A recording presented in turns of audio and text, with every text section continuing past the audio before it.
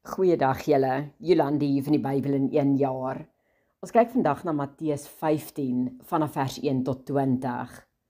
In vandag se lees staan ons stil by die gevaar van tradisie in die kerk en hoe dit die mens se hart en uiteindelik ons verhouding met ons Vader beïnvloed.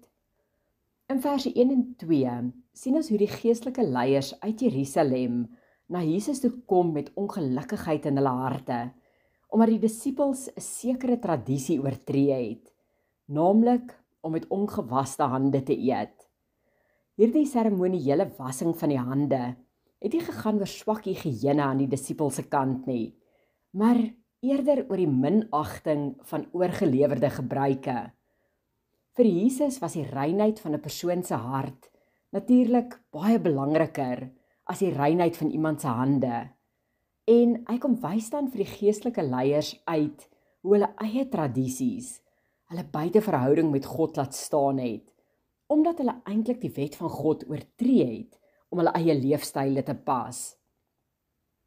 In verse 3 tot 6 sien ons dan die verduideliking hiervan, wanneer Jesus vir hulle sê dat die Ou Testamentiese gebod van eer jou vader en jou moeder steeds geldig was, maar dat hulle deur supergeestelik te raak, hulle self uit die gebod uitgewurm het, omdat hulle nie hulle ouers wou help nie.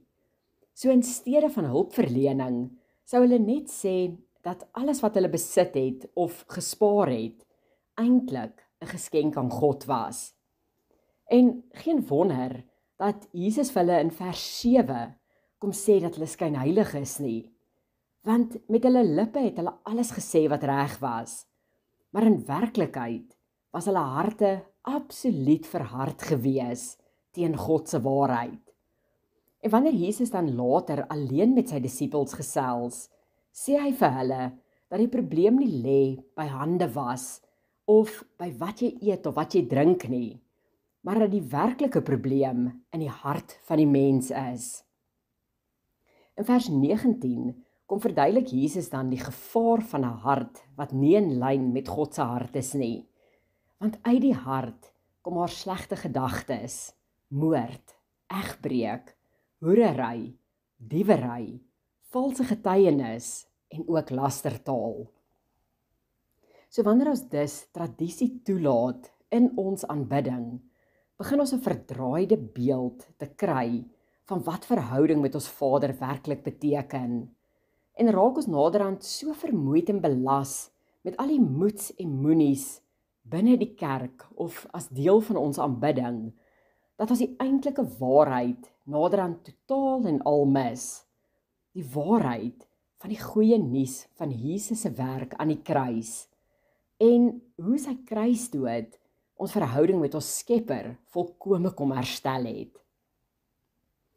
Kom ons neem vandag die tyd en gaan so bietjie deur ons eie checklists van wat verhouding met ons Vader beteken.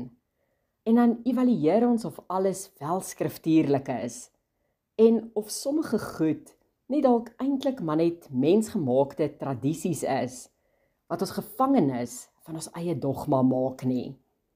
En kom ons neem die tyd om net weer in ware aanbidding voor ons Vader te gaan staan, om net met 'n oop gemoed 'n opregte gesprek met hom te voer, sonder om ons te bekommer oor wat die wêreld daarvan gaan sê.